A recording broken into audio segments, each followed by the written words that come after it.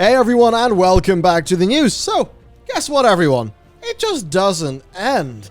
Although this time it takes on a very different flavor, because rather than a bunch of, sex, drugs, rock and roll, rock star mentality leading to very, very bad outcomes at a company, this time it is a very progressive, inclusive company that makes very progressive, inclusive games that has had a big toxic work culture scandal to the point where, the majority of their people have actually left.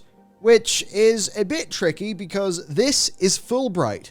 Fullbright are an absolute indie darling. They made Gone Home, that one that, pretty much exploded and got all of the adoring coverage from the game's media in 2013. But here we go, Gone Home studio unraveled by founders' toxic culture. Okay, let's talk about what's happening. Steve Gaynor, the co-founder of Fullbright, who worked on Gone Home and Tacoma, has stepped down from his role as creative lead on the upcoming title Open Roads, which is being published by Annapurna Interactive, following multiple allegations of mistreating employees, especially women. Now, when we get into the details here, that's where it starts to get, wild. Just the scale, right? So he's going to continue as writer, but he's handing over day-to-day responsibilities. Now, this game, Open Roads, is significantly behind schedule because of staff departures, many of which are attributed to Mr. Gaynor himself. 15 members of the team have left since Open Roads began development in 2019. Only 6 remain. That's a lot of the company. That's a lot of the company. 12 employees have told Polygon that their departure was at least partially motivated by Gaynor's behavior towards staff, and at least 10 of the people who left since development began were women. So, doing all these games that are very, progressive and all of that. I believe Gone Home. I've not played it, but I think it is like a sort of lesbian coming-of-age story.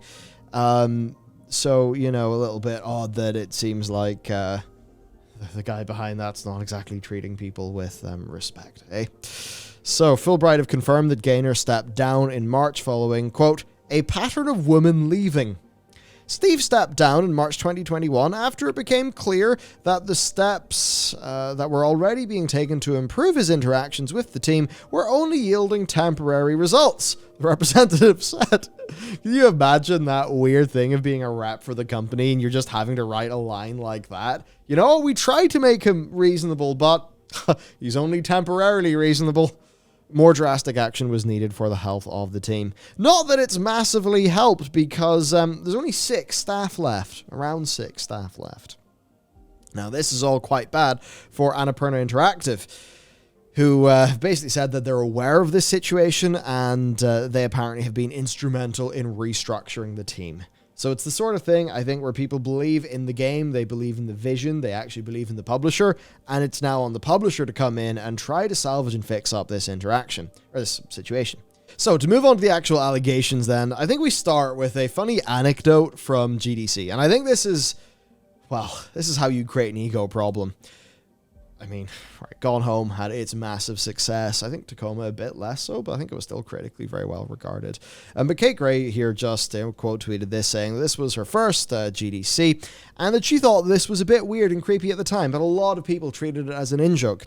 And it is that GDC in 2017 made and distributed pronoun badges with Steve Gaynor on them. So, she, her, he, him, they, them, Steve Gaynor. Which, Lorenzo here says, stop glorifying and putting people on a pedestal. I mean, what? My gender is Steve Gaynor? Is that kind of the jokes being made here that is that an in-joke that this person is so much of an individual? Let's just say. And we'll get into the individual quirks of Mr. Gaynor and what they seem to have done. So here is a summary of the allegations. A controlling work environment where staff felt undermined and ridiculed by him. That his indie darling status made employees worry about being blacklisted from the industry, I mean, certainly when GDC is printing this, you're not going to feel like if it turns out that this guy's a massive asshole, that you can, say, hey, stop being a massive asshole, please.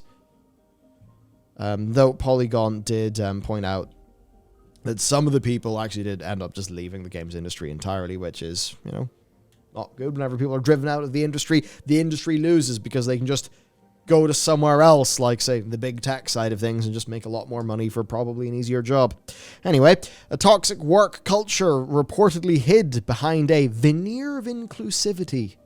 Yeah, I even know of, a local case where, these people, they're very much on the very progressive, very inclusive, very all of that stuff. But, apparently that doesn't extend to, treating, in this particular case, treating women reasonably.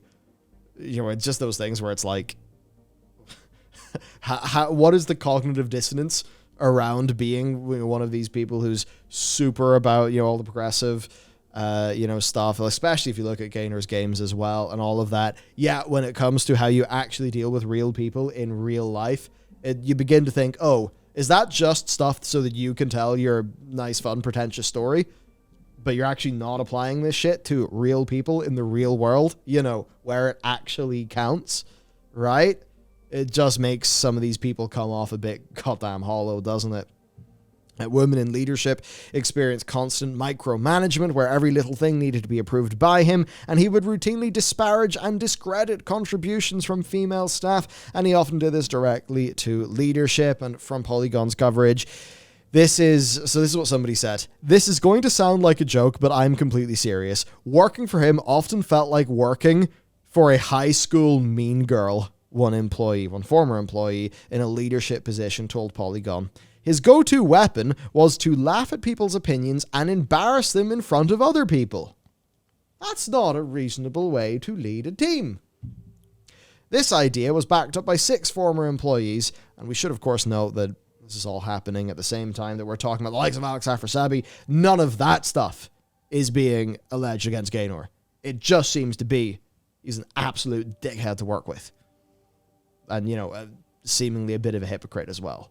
Right? Ego trip, stuff like that, but nothing of, that nature that we've been covering with the Blizzard situation.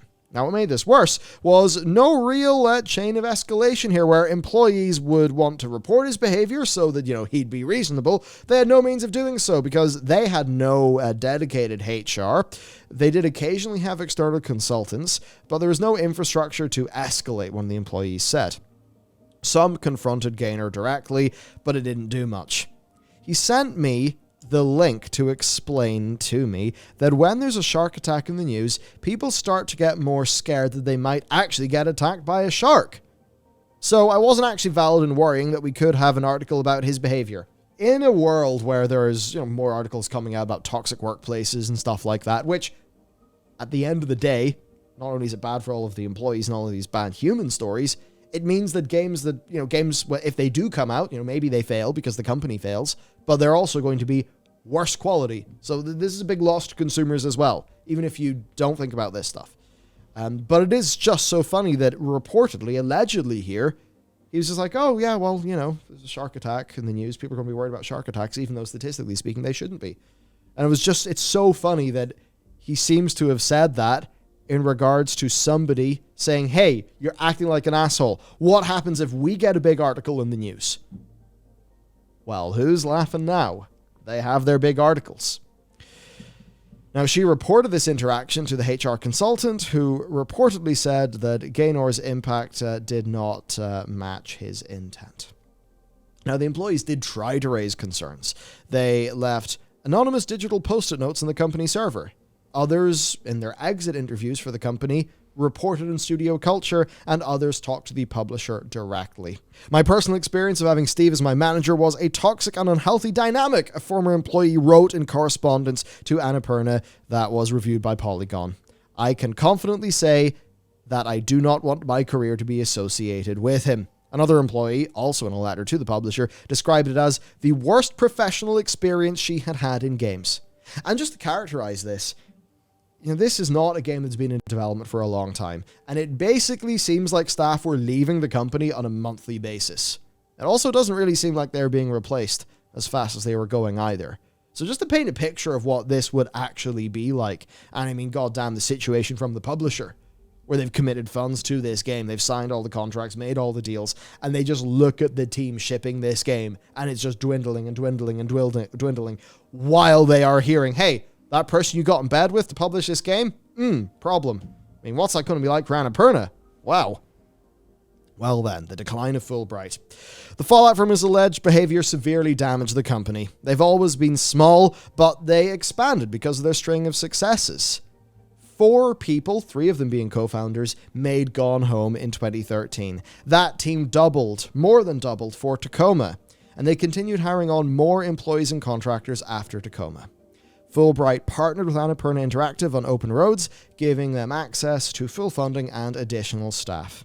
Now, the total number always stayed to around 20 to sort of give them that close-knit feeling for the studio, but that was heavily undermined by Gaynor's actions. He was a demeaning presence that basically saw Open Road as his game, and he thought that he was the studio. So it's one of those assholes. We all know the type, right? One of those dickheads. So to continue with that, he used the official Fullbright Twitter account as his personal account for more than a decade. He had to change it when he stepped down as creative lead. Right now, @Fullbright is a placeholder. Fullbright Games is the official one.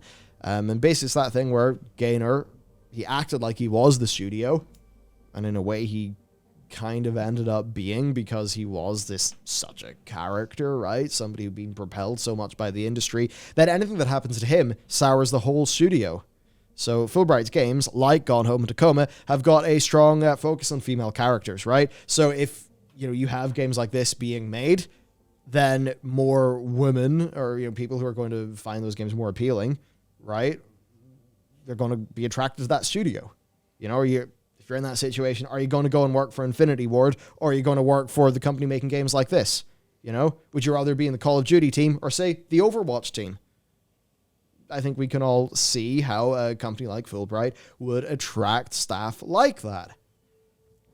So it makes sense, as the studio looks great in paper, a friendly environment of inclusivity that makes strong, female-focused content.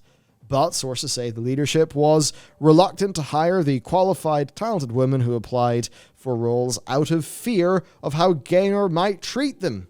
So this wild thing of the company leadership is probably wanting these people to come and just thinking, yeah, but we've got this guy. He's the face of the company. He's got the Twitter account. He's got control over the company. We now have to, protect people from him. Wild. And this was following the 2020-21 staff exodus, when they absolutely needed the staff. Now, Gaynor is still with the studio as a writer, with the publisher Annapurna acting as a mediator between him and the rest of the team. And this is something that people feel is very, very strange. Here's one quote. "It turns my stomach to think that he still gets to write these games about women's stories when this is how he treats them in real life, with presumably no sign of stopping," a former employee said. "I want women in the industry and this studio to feel valued. I want vulnerable young women who are new to the industry to be supported and not preyed upon. I want women not to have fear of retaliation from a powerful auteur figure for speaking up." And I guess that is the thing, where he's traded on telling these stories, on caring about these things. But he doesn't live by that, right? And it's when you get those people who make money off what they preach, but don't practice what they preach. I mean, those are the sorts that, I think we can all agree are just big scumbags. And I think that's what's going on here. Now, Gaynor said back in January that Open Roads will release this year. Former employees have said there's no way that will happen. Now, here is the man himself. And here is some snippets of his statement. "Hi all, I have a statement to share about my role at Fullbright. Earlier this year, I stepped back from my role as creative lead in Open Roads. My leadership style was hurtful to people who worked at Fullbright, and for that I truly apologize." Sorry, it was just a leadership style, bro. "Stepping back has given me the space and perspective to see how my role needs to change and how I need to learn and improve as a part of a team, including working with an expert management consultant and rethinking my relationship to the work at Fullbright." I mean, I see that, I just think, fucking hell, man. Just don't act like you're from Mean Girls. Is it that hard? before we head in, just to finish off his statement, I care deeply about open roads and the Fullbright team. No, you think you care deeply. If you cared deeply via your actions, you wouldn't treat them like that. I'm sad to have stepped back from the day-to-day development of Open Roads, but it's the right thing to do. The Open Roads team has my full faith and support as they bring the game to completion. And with that, that is our research doc to completion. What do you think? How do you characterize the likes of this guy and just how it's going? Phil Fish 2.0 Soft Boy Edition. That's how I'll say it. It's a case of, it seems like I was kind of, before we got to the statement, I was thinking, okay, maybe this is someone who's just, a little bit not aware of what their actions are doing. Maybe it's just like natural behavior that they haven't bothered to sit down and go, just, I haven't solved the problems that your attitude has on people. And then I got to the statement, it went, that's not introspective. That's barely an apology. That's just, my leadership style was hurtful. Whoops. My bad. I'll still write on the game, sure. I'm not going to take any steps to you solve this or anything. It's literally just, I've got some space and perspective. It doesn't come across as if he wasn't aware of what he was doing or how he was getting on.